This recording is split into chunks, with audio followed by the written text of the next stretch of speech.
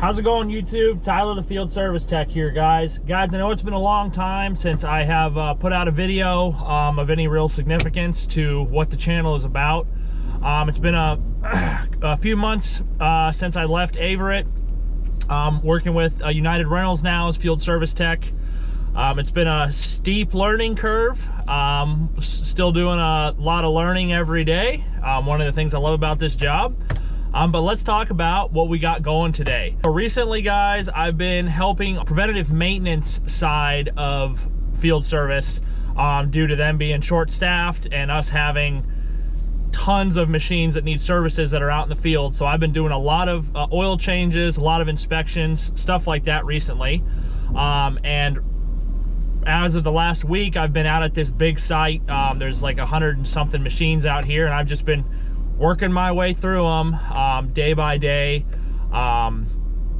one problem after another, one service after another. But what we got going today is a lot of services, so I wanted to bring you on for the journey of today. We're doing a couple JCB telehandlers. I've become real acquainted with these.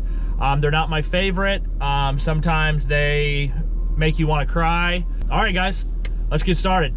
All right, guys, we're all set up here. Let's go over everything we need and we'll get started.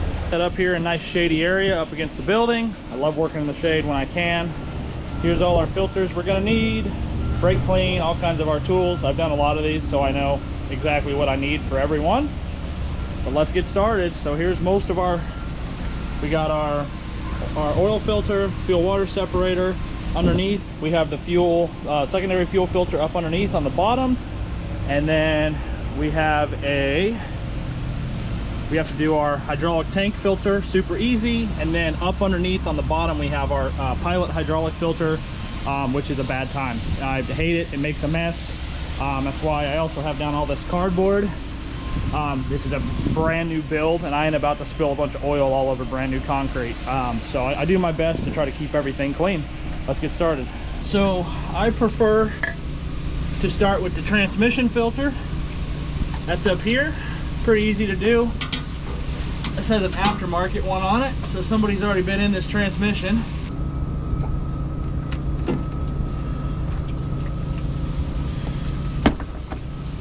Check your old filter, make sure you got your old gasket. I do, because trust me, two gaskets don't make it double sealed, they make it double leak.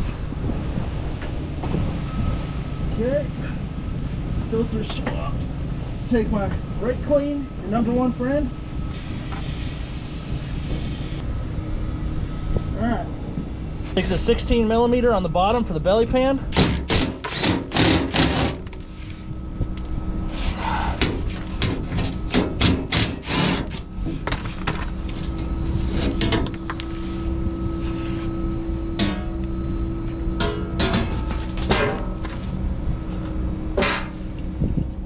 Still has the factory tape over the drain plug. Thankfully, this one doesn't have the quick evac system because my truck is not set up for that, and it really sucks. You got to disassemble the whole thing to get the oil to come out. Drain plug is a simple 1/2 inch ratchet.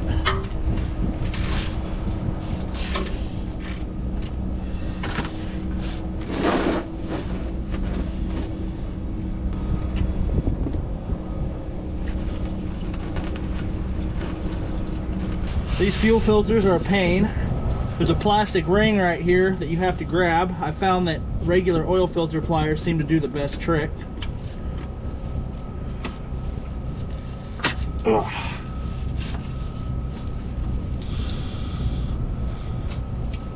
Ugh.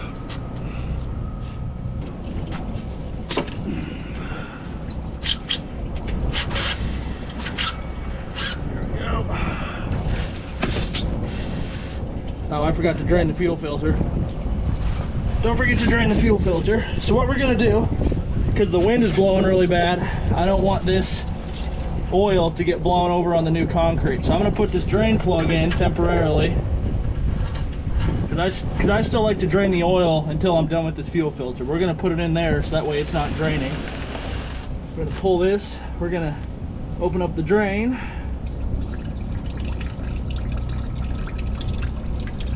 Trust me when I say that you want to drain this, because you'll get fuel all over yourself. Just trying to save time, it's not worth it. That's good enough.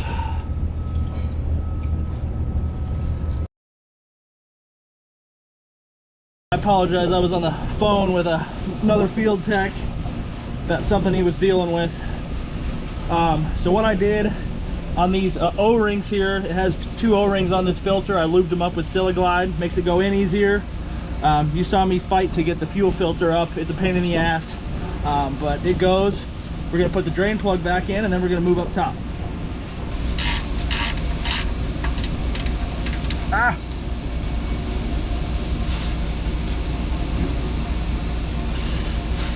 Next we're gonna do the oil filter.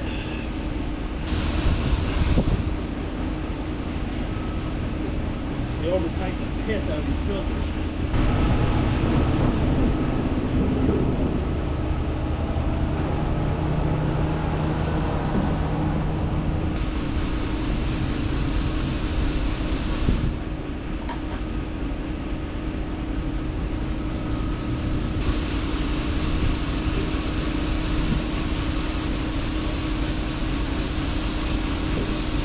So don't spray the filter bowl directly with brake clean. It turns the plastic white to make it brittle, and you won't be able to see it. I only sprayed off up top because there's dirt all over it. This is like the worst design ever. They have the radiator right here, fuel water separator filter, all these plastic fittings, and they have the fan right in front. So it pulls all this dirt and everything from the engine. It pulls it all right into the fuel pump, fuel filter, all that crap. It's a terrible design. We have a lot of problems with these because of that. Right into these fuel lines, everything is completely exposed. Sensor I was talking about. Tough to get off the first time. Basically a magnet is all it is. It reads when there's water on top of it on the inside of the bowl. Come on. Stupid fuel hose that end up throwing away. This is the drain hose for the water separator. A lot of these fuel filters will be broken right here because people break them trying to get this hose off, like I almost just did. So I just cut this stupid drain hose off.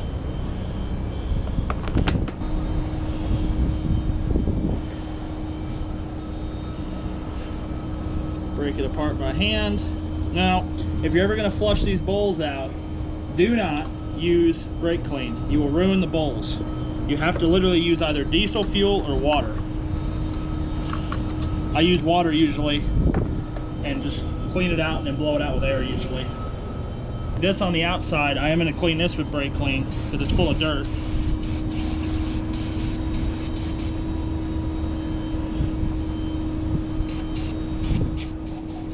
Clean the mating surface.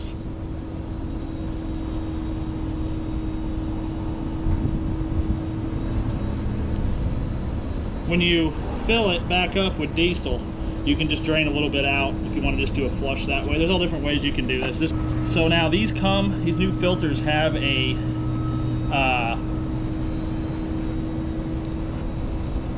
drain plug on the bottom. So if this does break, you can just swap the plug. You just won't have the water separator working, like the sensor. You can do that. I've had to do it before. When these break and you have to go wait for a new part, it works fine. You can still run the machine. You just need to get it replaced properly.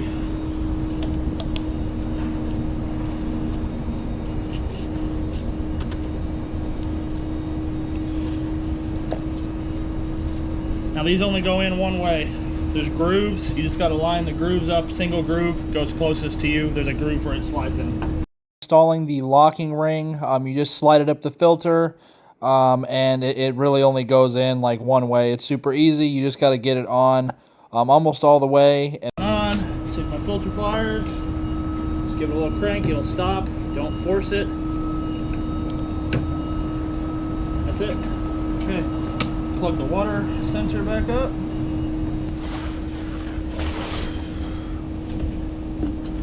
Alright, let me go fire my truck up.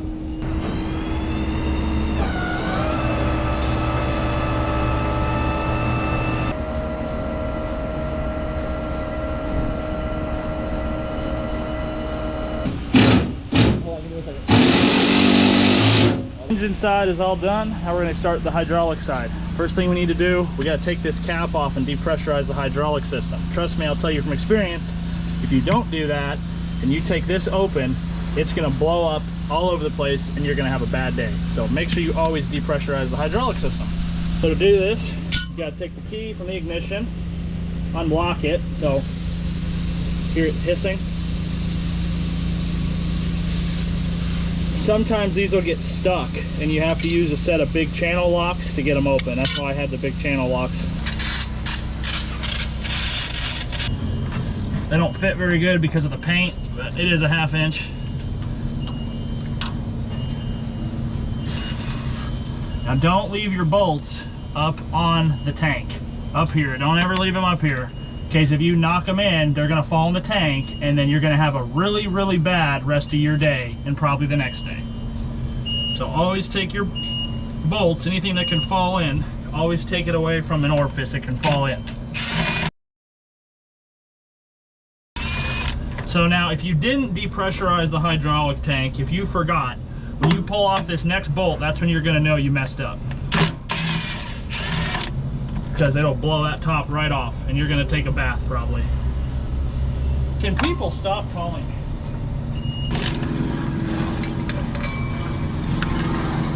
Alright, that out of the way. Then you put a rag underneath it. Okay, for your spring, don't forget to put that back in.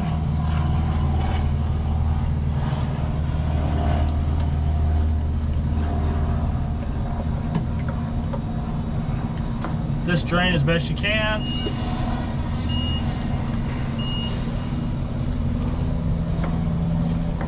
I like to take this little clip off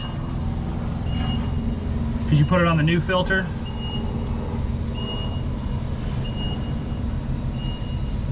Put it in my bucket. Transfer your clip and your new filter. Now, if you, I don't know if you can see down in there, but there is an actual sleeve thing with another handle, this yellow thing. You can pull it up and out if you want. You don't have to though. You can just do it like this. You just push it down, kind of work it around and it'll slide in. You'll feel it like that. And you just push it down and it locked in. Put your spring back on top.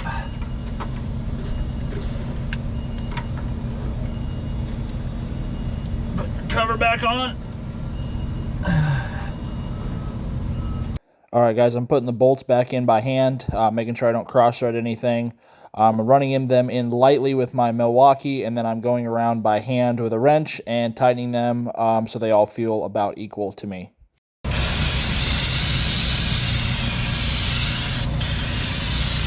right, that's done. All right, guys, now we're underneath.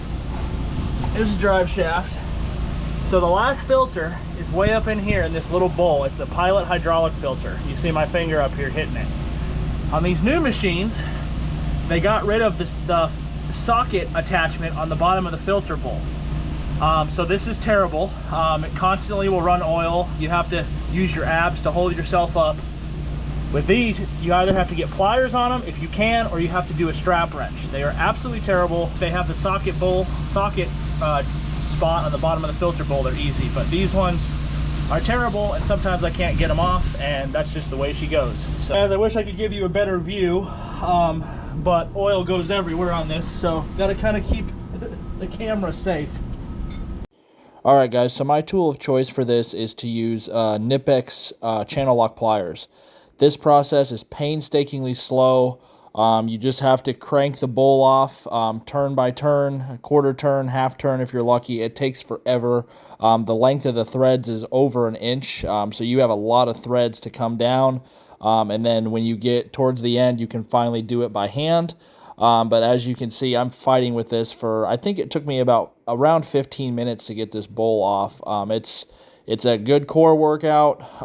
It's those moments where you sit there and you rethink your life decisions about why you're doing this. And then I have a nice surprise that I find out after I get the bowl off.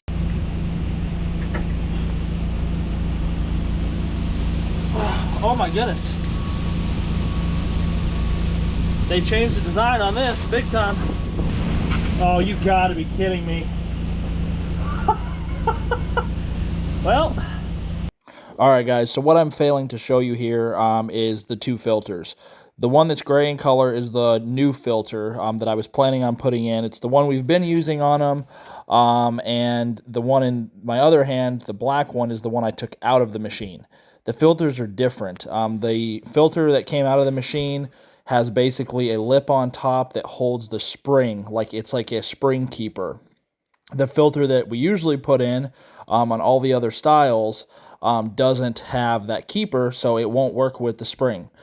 So I had to take photos and send all the information to my boss and all that stuff so they can figure out what to do and eliminate this issue going forward, because I literally wasted almost a half an hour doing this part alone just to put it all back together with a filter that needs to be changed. All right, guys, so finished up with the service on the first JCB telehandler. I got to send emails out to people so we can figure out so this doesn't happen to other people, because that was a giant waste of time. And that filter does need changed. I mean, the filter's in bad condition. It's swollen. It's time to be replaced. But nothing I can do if I don't have a new filter for it. So we'll get that figured out. Yeah, guys, that's going to sum up this video for the JCB. Stay tuned for the next video. We're going to be doing some services on some Genie booms. Much easier, a lot less crawling on the ground. I try to get my bad work out of the way first because booms are much easier to service than telehandlers. I'm not a fan of them, but now that I know if it's that filter bowl style, to not waste my time unless I have that new filter. That's just another learning lesson, guys. I've really learned that in this job, I literally learn every single day. It is unbelievable how much I learn, and usually they're always painful lessons. But that's about it, guys. I'm gonna take some lunch and we're on to the next one. So stay tuned for the next videos, guys. Thank you for watching. If you enjoyed this video, please shoot me a like and a subscribe, and stay tuned for more content. Thank you, guys.